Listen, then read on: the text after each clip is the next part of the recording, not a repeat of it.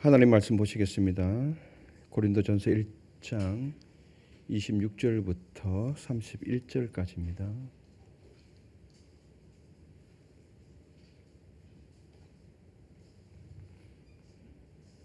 교독하시겠습니다. 형제들아, 너희를 부르심을 보라. 육체를 따라 지혜로운 자가 많지 아니하며 능한 자가 많지 아니하며 문벌 좋은 자가 많지 아니하도다. 그러나 하나님께서 세상에 미련한 것들을 택하사 지혜 있는 자들을 부끄럽게 하려 하시고 세상에 악한 것들을 택하사 강한 것들을 부끄럽게 하려 하시며 하나님께서 세상에 천한 것들과 멸시받는 것들과 없는 것들을 택하사 있는 것들을 폐하려 하시나니 이는 아무 육체도 하나님 앞에서 자랑하지 못하게 하려 하심이라. 너희는 하나님으로부터 나서 그리스도 예수 안에 있고 예수는 하나님으로부터 나와서 우리에게 지혜와 의로움과 거룩함과 구원함이 되셨으니 기록된 바 자랑하는 자는 주 안에서 자랑하라 함과 같게 하려 함이라. 아멘. 주일 저녁 찬양 예배에 나오신 판교 성전과 삶의 각 처소에서 온라인으로 함께하고 계신 성도님에게 이번 한 주간도 하나님의 귀한 동행이 있기를 소망합니다. 우리 앞뒤 좌우 인사 나누십시다. 권사님, 집사님 보배십니다. 장로님 보배십니다.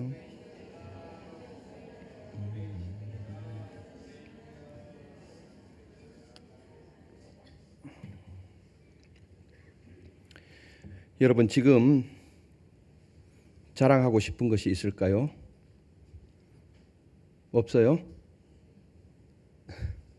저는 우리 성도들을 막 자랑하고 싶은데, 우리 반석교회를 막 자랑하고 싶은데 없어요.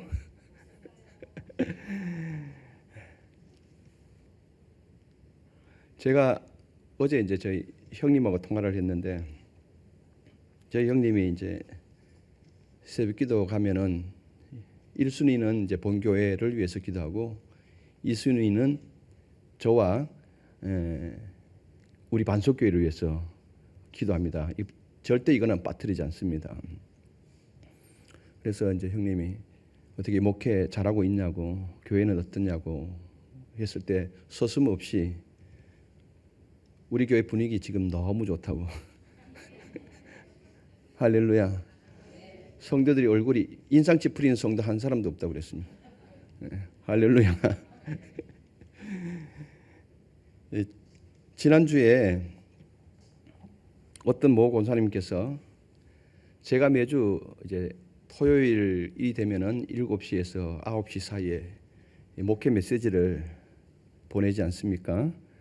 그 보내는 것을 주변 가족에게 자랑하려고 이게 문자 메시지를 보내는 게 어떻게 저에게 온 거예요. 몰라, 지금 이 권사님 지금 예배 드리고 있는지 모르겠습니다. 그래서 제가 우리 목사님 이 문자 이제 들어온 게, 답장 들어온 게 보통 이게 메시지를 보내면은 아멘 뭐 이렇게 답을 하거나 너무 감사합니다 뭐 이렇게 이제 답장이 오는데, 이제 이렇게 온 거예요. 우리 목사님 매주 뭐 토요일마다 말씀 보내 주세요. 이게 뭐지? 말씀 보내 주셔서 감사해도 아니고 말씀 보내 주세요? 이게 뭐지? 내가 곰곰이 생각해 봤습니다. 그런데 이게 보니까 이걸 누구한테 자랑하려고 이걸 보내려고 했는데 실수로 저한테 온 거예요. 메시지가. 그런 경우가 있잖아요. 메시지가 바로 그 도착했으니까 잘못 눌린 거예요, 그거를. 이런 실수를 많이 해도 괜찮아요. 내심 기분이 좋더라. 그 생각을 하고 나니까 이거 다른 가족에게 자랑하고 싶어서, 우리 목사님은 매주 토요일마다 이렇게 메시지 보내주시는데 너희 교회는 어때? 뭐 이런 식으로 자랑하고 싶어서 보낸 게 이제 저한테 온 건데, 내심 그걸 이제 생각해 보니까 기분이 좋더라고요. 이런 실수 많이 하십시오. 누구나가 자랑하고 싶은 것이 있습니다. 자녀의 성공을 자랑하고 싶고, 나의 경력을 자랑하고 싶고, 때로는 교회를 봉사하다 보면은 내가 얼마나 수고했는지를 말하고 싶어집니다. 자랑은 인간에게 자연스러운 본능이죠. 그러니까 올해도 이제 여름 사역을 우리가 열심히 또 하잖아요. 그럼 옆에서 내 수고를 좀 알아줬으면 좋겠는데 내 스스로 말 못하는 옆에서 좀 자랑 좀 해주십시오. 옆에서 자랑을 좀 해주시라고. 열심히 하고 있으면 권사님 너무 수고 많이 해서 오늘 원래 사역이 너무 은혜롭게 잘 진행된 것 같아. 이렇게 옆에서 자랑을 해줘야 됩니다. 내가 그 시기 할 수는 없잖아요. 내가 자랑할 수는 없잖아요. 예. 그러니까 주변에서 여러분들 자랑을 한번 옆에 한번 자랑해 주십시오. 서로 자랑해 주시라니까 서로.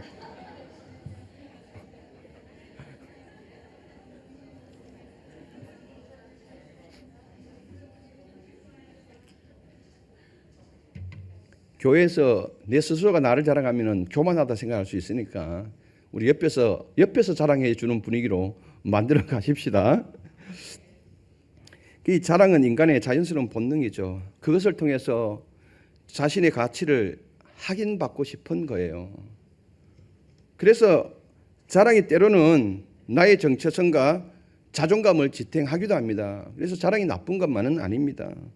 내가 나를 자랑할 수 없으니까 자존감을 지탱해 주니까 옆에서 자꾸 자랑해 주셔야 됩니다. 대신 그렇게 하는 겁니다. 예. 왜? 옆에서 잘 자랑해 주셨으면 좋겠습니다. 그런데 오늘 본문에 보면은 사도 바울은 고린도 교회를 향해서 이렇게 말합니다. 자랑하는 자는 주 안에서 자랑하라. 31절에 그렇게 선포하고 있죠. 고린도는 지혜와 철학과 수사학, 문화의 도시였습니다. 헬레니즘적 자랑, 로마적인 명예체계가 가득한 가운데 고린도 교회조차도 그 영향을 받아서 스스로를 자랑하고 있었던 것입니다. 이때 바울은 복음의 본질을 회복시키기 위해서 십자가 중심, 은혜의 중심으로 돌아서라고 선포하고 있는 것입니다. 고린도 교회를 향하여서 너희들은 이제 너희 스스로의 자랑을 멈추고 십자가 중심으로 은혜의 중심으로 돌아가야 한다라고 지금 선포합니다. 바울은 먼저 고린도 성도들에게 이렇게 말을 합니다. 26절 다시 한번 읽어보십시다. 26절 다 같이요. 형제들아 너희를 부르심을 보라. 육체를 따라 지혜로운 자가 많지 아니하며 능한 자가 많지 아니하며 문벌 좋은 자가 많지 아니하도다. 아멘. 형제들아 너희를 부르심을 보라. 이 말은 여기서 이 부르심은 효과적인 소명으로서 하나님의 주권적인 부르심을 말합니다. 하나님의 주권적인 부르심. 이 부르심은 인간의 반응이 아닌 하나님의 주권적 선물로 고린도 성도들의 현재 위치는 철저하게 은혜에 기반한다는 것을 의미합니다. 그러면은 이 말을 쉽게 이야기하면은 너희가 어떻게 구원을 받았느냐 생각해 보라는 것입니다. 그러므로 하나님의 구속함을 받은 모두가 그 어떤 것도 자랑할 것이 없다고 하는 신학적인 이유를 먼저 고린도 교회에게 지금 설명하고 있는 것입니다. 너희가 어떻게 구원을 받았느냐? 너희들이 처음 복음을 들었을 때 육체를 따라서 오늘 본문에 말하잖아요.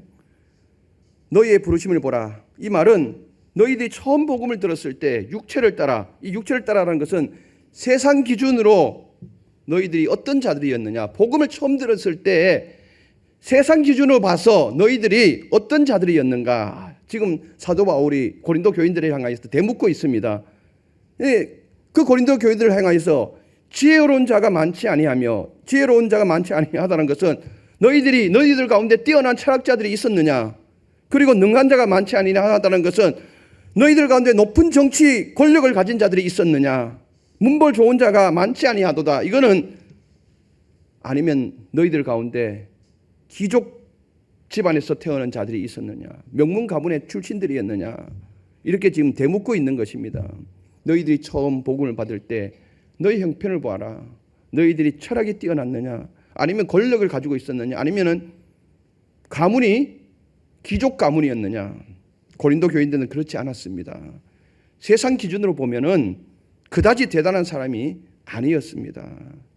근데 하나님께서 너희를 택하신 것은 자격이 있어서가 아니라 하나님의 은혜로 하나님의 뜻 가운데 부르신 것이라고 바울은 고린도 교회를 향해서 말합니다. 그렇습니다. 우리 자신을 돌아봐도, 나를 돌아봐도 오직 하나님의 주권적 선택이었고, 그 선택에는 세상의 어떤 조건도 개입되지 않았지요. 이것이 은혜입니다. 커트라인을 두었다라면 저부터 잘렸을 겁니다. 근데 하나님의 구원 계획엔 커트라인이 없거든요. 신천지가 커트라인을 뒀잖아요. 14만 4천 명 안에 들어야 구원을 받는다고 이 커트라인을 줬거든요.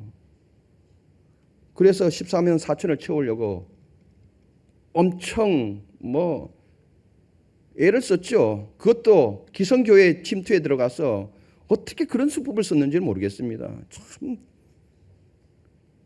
인간이 교묘해도 얼마나 그렇게 교묘한지 그것만 봐도 그거는 이거 가짜예요. 이거는 정정당당하게 들어와야 되잖아요. 만약 그 복음이 그들이 믿는 복음이 명확하다면은 정정당당하게 들어와야죠. 근데 당당하지 않기 때문에 지금 속여서 들어온 거 아니에요. 이것만 봐도 틀린 거잖아요. 근데 그래서 어쨌든 14만 4천을 채우려고 애를 썼거든요. 근데 지금 14만 4천이 넘어갔어요. 근데 이제 딜레마가 온 거예요. 14만 4천이 넘었으니까 그들이 이제 전도해야 할, 그들 입장에서 포교해야 할 동력이 이제 지금 사라지고 있는 거예요. 14만 4천 넘어갔으니까. 그러니까 그걸 어떻게 하느냐면 커트라인을 둔 거예요. 너희들 중에서 열심히 잘 활동하는 자를 점수를 매겨서 14만 4천 명의 등수를 매긴다라는 거예요. 참. 근데 거기에 또 말려들거든요. 가짜 복음이죠. 하나님이 우리의 구원의 커트라인을 뒀다면은 태반은 잘리는 거 아닙니까? 그런데 세상의 어떤 조건도 우리를 구원함에 있어서 조건을 두지 않았습니다. 그저 은혜로, 오늘 말씀했잖아요. 하나님의 호의로 그냥 선물로 우리에게 값없이 주셨다라는 거예요. 이게 은혜죠. 바울은 이어서 말합니다. 27절 28절 같이 읽어보실게요. 그러나 하나님께서 세상에 미련한 것들을 택하사 지혜 있는 자들을 부끄럽게 하려 하시고 세상의 악한 것들을 택하사 강한 것들을 부끄럽게 하려 하시며 아멘. 하나님께서 세상에 천한 것들을 계속하십시오. 멸시받는 것들과 없는 것들을 택하사 있는 것들을 폐하려 하시나니. 아멘. 하나님께서 사람을 부르시는 방식은 우리가 기대하는 것과는 완전히 다릅니다. 우리는 똑똑한 자, 영향력이 있는 자, 자격이 있는 자, 일 잘하는 자, 센스 있는 자, 그런 자들을 기대하지만 하나님은 그 반대 방향으로 우리를 택하십니다. 세상적으로 볼 때에 미련한 자를 택하신다라고 오늘 말씀하시죠. 세상적으로 볼 때에 약한 자를 쓰신다고 말씀하십니다. 세상에 없는 자처럼 여겨지는 사람을 통해서 있는 자들을 무너뜨리시는 것이 하나님의 선택의 방법입니다. 이것이 복음이죠. 복음은 미련하고 약한 자들, 없는 자들에게 열린 그야말로 사회적 파격 그 자체입니다.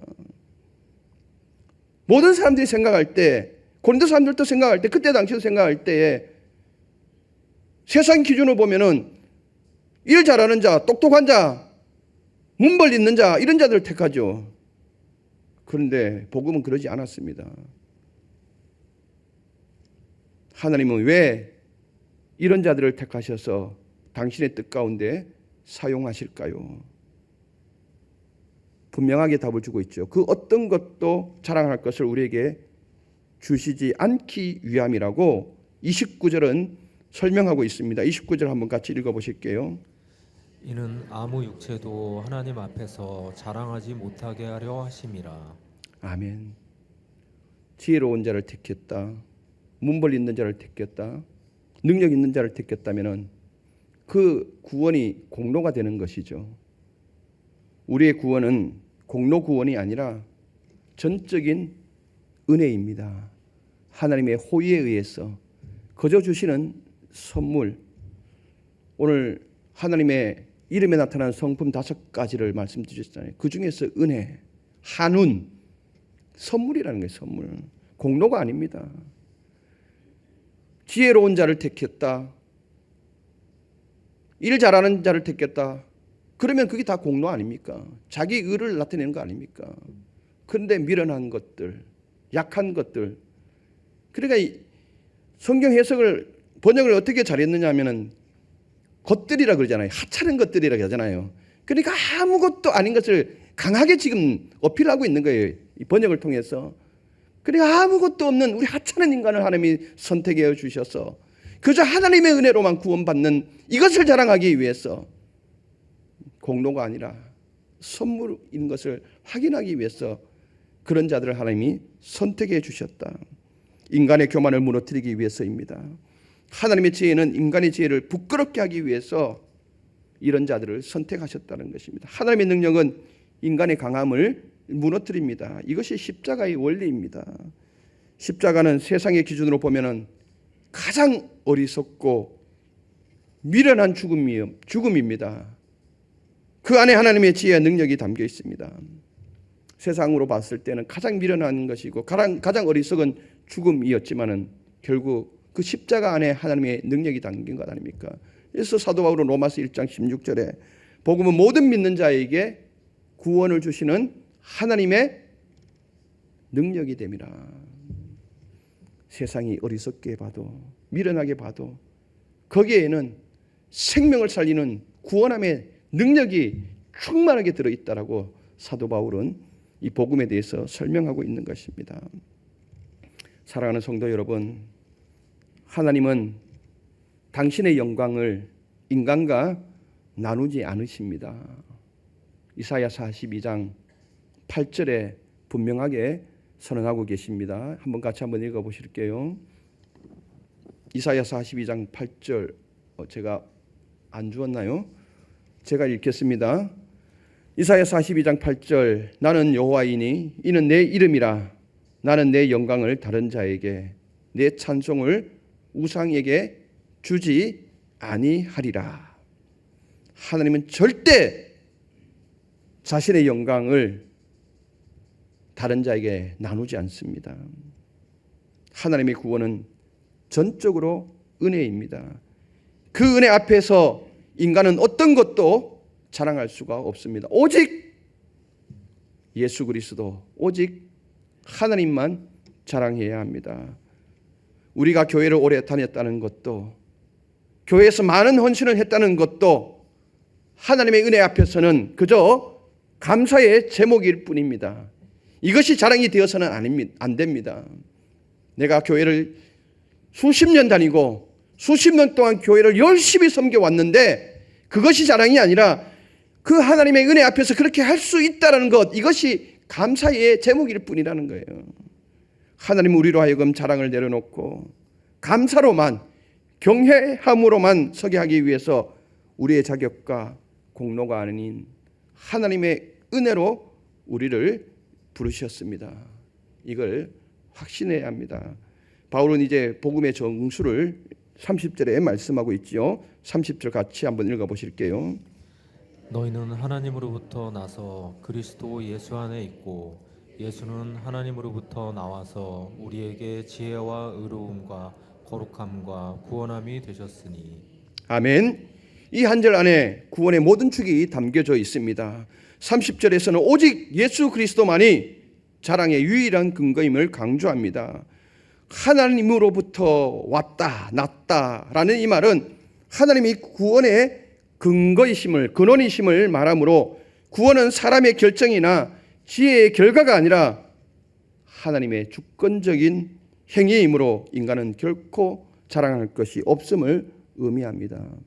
우리의 구원에 있어서, 나의 구원에 있어서 그 구원의 주권적인 행위는 하나님께 있다는 것입니다. 그래서 우리는 아무것도 자랑할 것이 없습니다. 지혜와 의로움과 거룩함과 구원함이 되셨다. 예수 안에서. 그렇게 사도 바울은 설명합니다. 그리스도 안에, 엔 크리스토. 바울 신학의 핵심 구절입니다. 구속적 연합을 의미하죠. 그리스도 안이라는 것은 구속적 연합을 의미하는데 거기에 그리스도의 그 구속적 은혜로 말미암아서 우리가 의로움이 되고 거룩함이 되고 구원함을 받았다라고 사도 바울은 선포합니다. 여기서 의로움은 칭의를 말합니다. 죄인이 의롭다함을 받는 칭의의 은혜. 그리고 거룩함이라는 것은 칭의에 대한 진정성을 말합니다. 송화죠, 송화. 자, 칭의를 받은 사람은 그 칭의의 결과로서 하나님의 거룩함을 우리의 삶 가운데 드러나게 돼 있다는 거예요. 자연스럽게 따라오게 돼 있다는 거예요. 구원 받으셨습니까?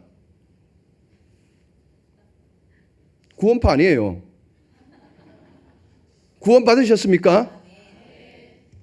구원 받으셨다라면, 확실한다면 이제는 오늘 말하는 거룩함, 송화, 하나님의 뜻에 맞는 삶으로 변화되는 과정, 성령을 통해서 점점 우리가 구원으로 완성되어 가는 과정을 거치고 있다는 겁니다. 그러면은 구원받은 사람, 복음 안에 사는 사람은 자연히 그 삶이 성화의 단계를 거쳐가고 있는 것입니다. 어제보다는 오늘의 삶이 훨씬 더 은혜 쪽으로 나아가야 되는 것이에요. 그리고 오늘보다는 내일이 훨씬 더. 그래서 이 칭의의 진정성은 여러분들의 삶의 이 모습을 보면서 그 진정성을 확인할 수 있다는 거예요. 중요한 말을 하고 있죠.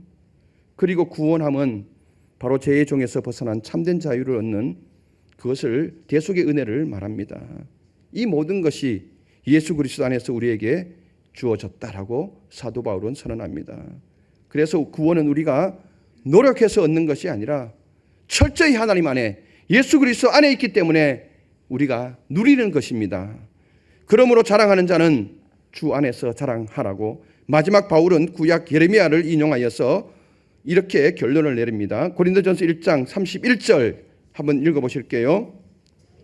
기록된 바 자랑하는 자는 주 안에서 자랑하라 함과 같게 하려 함이라. 아멘.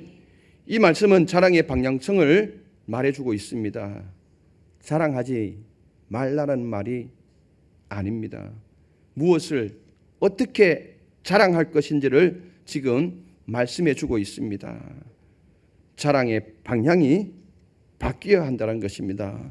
예레미야 9장 23절 24절 한번 찾아보실게요. 같이 한번 읽어보실까요? 여호와께서 이와 같이 말씀하시되 지혜로운 자는 그의 지혜를 자랑하지 말라. 용사는 그의 용명을 자랑하지 말라. 부자는 그의 부함을 자랑하지 말라. 자랑하는 자는 이것으로 자랑할지니 곧 명철하여 나를 아는 것과 나 여호와는 사랑과 정의와 공의를 땅에 행하는 자인 줄 깨닫는 것이라. 나는 이 일을 기뻐하노라. 여호와의 말씀이니라. 아멘. 한 문장으로 이걸 줄인다면은 뭘 말하는 것입니까? 예레미야 9장 23절 24절을 한 문장으로 줄이면은 하나님을 자랑하라는 거 아닙니까? 너의 부도 강함도 명성도 자랑하지 말아라. 너를 알게 해준 명철이 있다면은 그 하나님을 알게 한 이 명철 하나님을 자랑하라라고 한마디로 압축하고 있는 것입니다. 하나님을 자랑하라는 것입니다. 사도 바울은 이 말씀을 가지고 와서 오늘 이 말씀에 대입해서 고린도 교인들을 향하여서 이제는 너의 자랑의 방향성이 바뀌어야 되지 않겠니? 자랑하려거든 주 안에서 자랑하라. 이렇게 말씀하고 있습니다. 이제부터는 우리의 자랑의 방향이 바뀌어야 합니다. 나의 능력을 자랑하는 인생에서 나를 구원하신 주님을 자랑하는 인생으로, 내가 해온 업적을 자랑하는 인생에서 내 안에서 역사하신 하나님의 은혜를 자랑하는 인생으로 바꿔야 합니다. 내 삶의 정체성은 내 자랑, 배경에서 찾는 것이 아니라 그리스도 안에 있는 나에게서 찾아야 합니다. 우리 자신을 위한 자랑을 멈출 때 거기서 은혜가 시작되어집니다. 사랑하는 성도 여러분, 하나님 오늘 또 세상이 주목하지 않는 자를 부르십니다. 그리고 그들 속에 하나님의 지혜와 능력을 충분히 담으십니다. 이제 우리의 자랑이 달라져야 합니다. 나는 아무것도 아니지만 예수 그리스도께서 나를 구원하셨다라는 이 고백이 우리의 자랑이 되어야 합니다. 우리 자신의 자랑을 멈추고 복음을 자랑할 때 우리의 삶 가운데 거기서부터 은혜가 나타나기 시작합니다. 오직 예수 그리스도만 자랑하시고 복음을 자랑하며 사는 인생 되시기를 주님의 이름으로 축복합니다. 기도하시겠습니다. 전능하신 하나님 아버지, 감사합니다. 오늘 또 우리를 사랑하여 주시어서 온종일토록 하나님의 은혜 안에 하나님을 예배하는 예배 가운데 붙들어 주셔서 감사합니다. 하나님 아버지, 고린도 교인들이 세상적인 영향을 받아서 헬라적인 철학과 문화와 로마적인 부와 명예를 교회 안에서 자랑했을 때에 이제 그것을 멈추고 너희들의 현 위치를 생각해 보라. 너희들이 처음 복음을 받아들였을 때에 어떤 형편에 처해 있었느냐. 그 현 위치를 생각해 보면서 이제 인간의 자랑에서 멈추고 오직 하나님 은혜 안에서 예수 그리스도만 자랑하는, 복음만 자랑하는 너희들이 되지 않아야 되겠느냐 말씀하십니다. 이 말씀이 그때 고린도 교인들에게만 향한 말씀일까요? 아닙니다. 오늘 우리에게도 주시는 말씀입니다. 우리가 이 말씀을 깊이 묵상하고 오늘 우리의 자랑의 방향이 바뀌기를 원합니다. 나에게서 오직 하나님만, 하나님의 영광만, 나에게서 오직 예수 그리스도의 은혜만, 복음만 자랑할 수 있게 하여 주시옵소서. 귀한 예물을 하나님께 올려드립니다. 이 예물을 받아 흠량하여 주시고 주의 은혜 넘치는 복된 삶이 되게 하여 주시옵소서. 예수 그리스도 이름으로 기도드리옵나이다. 아멘.